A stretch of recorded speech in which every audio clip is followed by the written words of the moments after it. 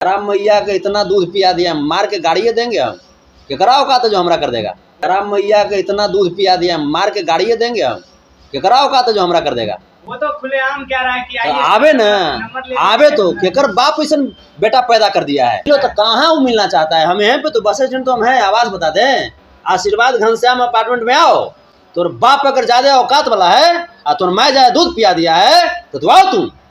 तोर बाप अगर ज्यादा औकात वाला है और तोर माँ ज्यादा दूध पिया दिया है तो आओ तू। स्थिति नहीं पैदा कर दिए बेहतर तो फिर तुम ही बताइए दो कि संतोष यादव किसका नाम है। पत्रकारिता कीजिए, मैं सम्मान करूंगा।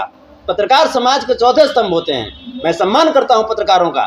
लेकिन पत्रकारिता के माध्यम से, पत्रकारिता हाथ में माइक लेकर के अगर किसी को टॉर्चर करोगे बर्दाश्त कर लेंगे हैं? हत्या करोगे किसी का। सर सबसे पहले तो आपका स्वागत है। आज एक बड़ा ही क्रिटिकल जो न्यूज है वो सामने देखने को मिल रहा है, जिसमें पत्रकारों के दबाव के बाद एक जो राइटर है पीके आर्यन जी, उनकी जो स्थिति है फिलहाल काफी दयनीय है और आईसीयू में वो चले गए हैं। सर क्या पूरा माजरा क्या है सर? अभी तो वही सुन करके हम भी आए, हमको भी जानकारी मिली कि इस तरह की बात है। एक बहुत ही अच्छे गीतकार हैं पीके आर्यन जी, जिनका भी एक हाल फिलहाल में गाना वो ढोड़ी चटना ऐसा कुछ करके गाना था, जो कि ये बजा भी गाना।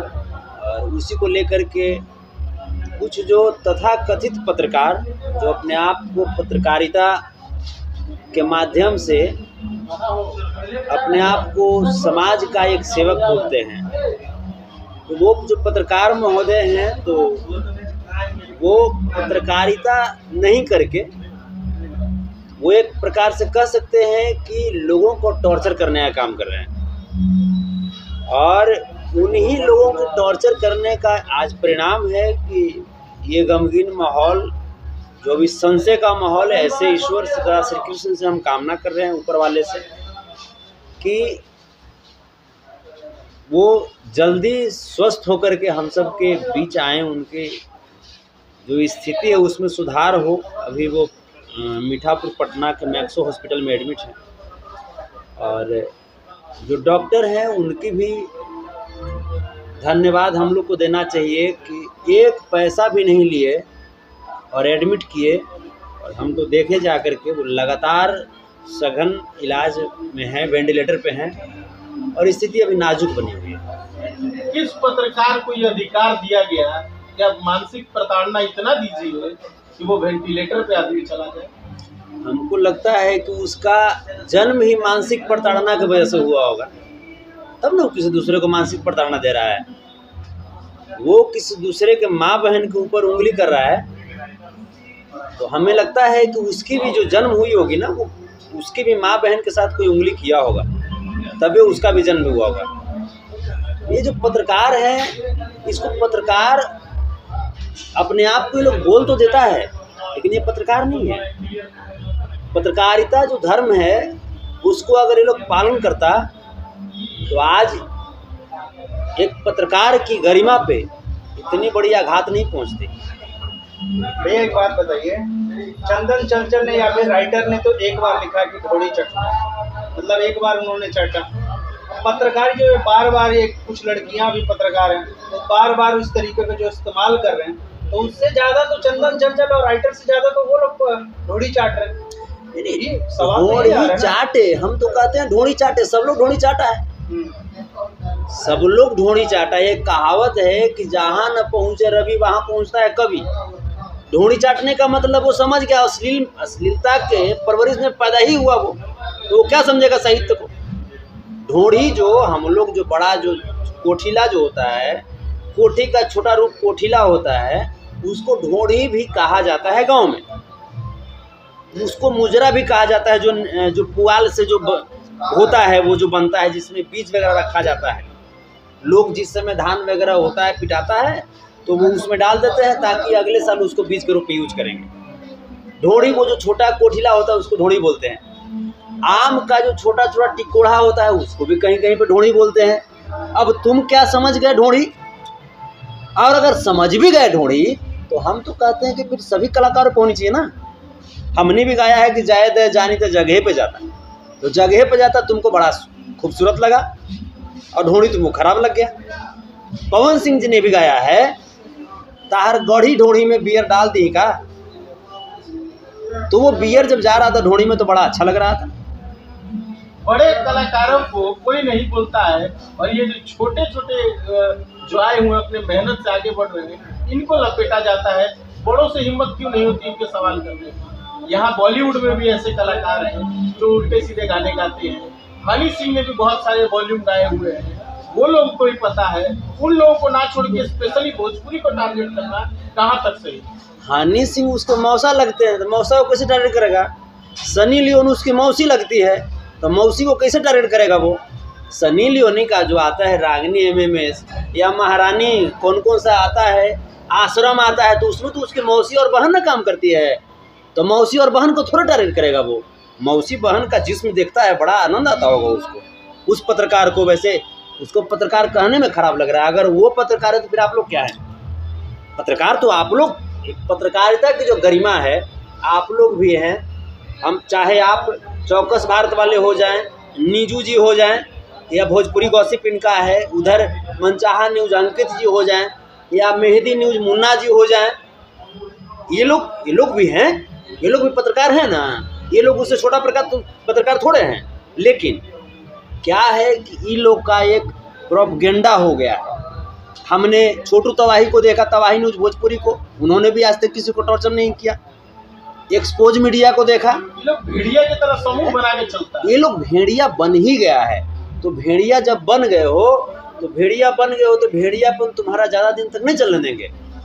चूँकि हम एक कलाकार हैं, उसकी भी रिस्पॉन्सिबिलिटी है हमारे पास। यदुवंशी सेना के राष्ट्रीय अध्यक्ष हैं, उसकी भी रिस्पॉन्सिबिलिटी हमारे पास है।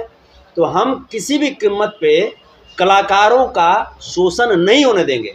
हम जब सामाजिक शोषण जहाँ पे होता है वहाँ पे पहुँच करके उस सामाजिक शोषण को हम रोकने का काम करते हैं, तो कलाकारों को शोषण हम कैसे होने दे सकते हैं? भैया कहाँ तक सही है कि एक पत्रकार होके लिख देते हैं कि गीतकार का रिलाई, इसका रिलाई, सिंगर का रिलाई, कहाँ तक सही है? उसके बचपन में रिलाई शब्द का बहुत यूज हुआ होगा, उसको सुनने में बहुत आया होगा, रिलाई रिलाई रिलाई। तो भाई बचपन से जो जिस तरह की चीज़ को सुनेगा, मैंने परवरिश उनकी भी कर, हाँ, उनकी माँ कहती होंगी रिलाई, उनकी बहन कहती होंगी रिलाई, उनकी फूआ, उनकी नानी, उनकी दादी, पूरी खानदान कहती होंगी रिलाई। हो सकता है उन लोगों का रिलाई होता होगा, ये भी सुनते सुनते रिलाई शब्द को अपने जुबान पे लेकर चलाया। तो ऐसे ऐसे पत्रकारों को जितना भी हम भर्त्सना करें वो कम है, और सिर्फ भर्त्सना करने से काम नहीं चलेगा। हम लीगल एक्शन लेने जा रहे हैं इस पर।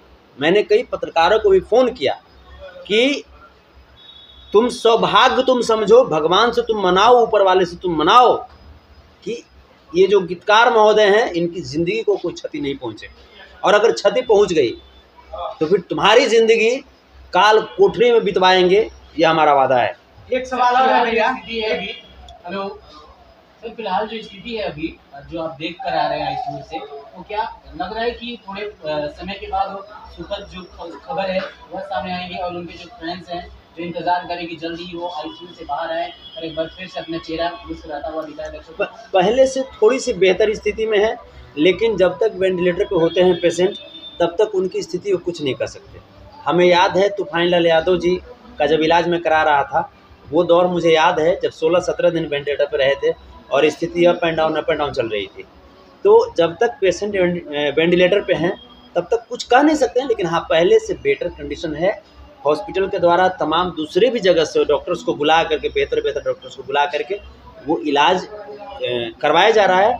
लेकिन गंभीर प्रश्न ये है कि ये जो पत्रकार हैं ये सिर्फ यहीं तक सीमित नहीं है, गंभीर विषय है। एक पीके आर्यन जी के साथ हुआ, वो झेल रहे हैं। गंभीर विषय है कि जो पत्रकार हैं, मैंने फ़ोन भी किया एक दो पत्रकार को, उन्होंने कहा कि नहीं हम तो उस कलाकार को बोले हैं, हम तो एक कलाकार है बुलेट राजा, उसको हम बोले कि जे भाई उसका हम गाल छू करके पूरा लिए हैं, आप जैसे इंटरव्यू, तो बुलेट राजा को तो दिक्कत नहीं है। हमने कहा कि बुलेट राजा बोलेंगे ना मीडिया में कि हमको दिक्कत नहीं है, और अगर उन कलाकारों को दिक्कत नहीं है तो फिर उस कलाकारों के साथ कोई अनहोनी होती है तो फिर वो कलाकार किसी दूसरे कलाकार से नहीं कहेंगे कि हमारे साथ ऐसी अनहोनी हुई है। भैया अगर इन फ्यूचर जैसे उसका इंटरव्यू किया गया, गाल वाल हाथ खींच के, अगर इन फ्यूचर अगर आपके साथ भी कोई पत्रकार ऐसा करता है, गरम मैया का इतना दूध पिया दिया, मार के गाड़ियाँ देंगे हम। केकर औकात है जो हमरा कर देगा? वो तो खुलेआम कह रहा है कि तो आइए आवे न, नंबर ले आवे तो केकर बाप ऐसा बेटा पैदा कर दिया है, पहुँचो तो हमरा भीर। नंबर भी स्क्रीन पर नंबर भी दे रहा है, नंबर दे रहा है कि मिलो हमसे पटना में। तब मिलो तो कहाँ वो मिलना चाहता है? हम यहाँ पे तो बस स्टैंड तो हम हैं, आवाज बता दें, आशीर्वाद घनश्याम अपार्टमेंट में आओ। तोर बाप अगर ज्यादा औकात वाला है और तोर माँ ज्यादा दूध पिया दिया है तो आओ तुम। स्थिति नहीं पैदा कर दी है बेहतर, तो फिर तुम ही बताइए दो कि संतोष शर्मा यादव किसका नाम है। पत्रकारिता कीजिए, मैं सम्मान करूंगा। पत्रकार समाज के चौथे स्तंभ होते हैं, मैं सम्मान करता हूं पत्रकारों का, लेकिन पत्रकारिता के माध्यम से, पत्रकारिता हाथ में माइक लेकर के अगर किसी को टॉर्चर करोगे बर्दाश्त कर लेंगे? हैं? हत्या करोगे किसी का? पत्रकारों की गरिमा को आप गिरा रहे हो।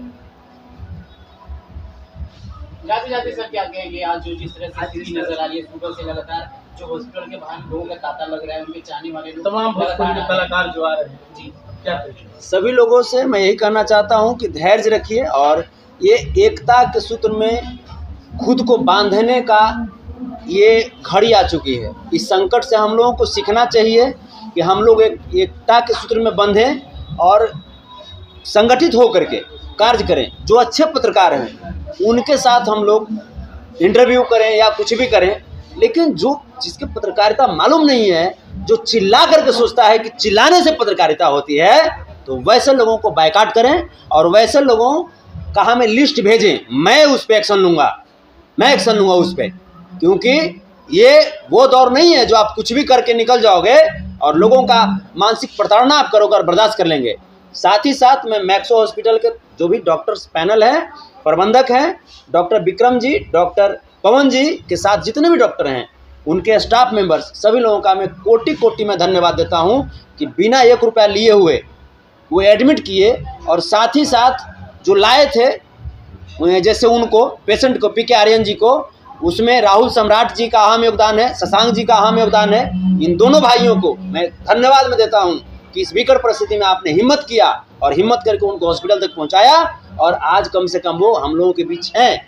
जीवन और मौत के बीच ही हैं, लेकिन हम लोगों के बीच वो हैं। Most welcome.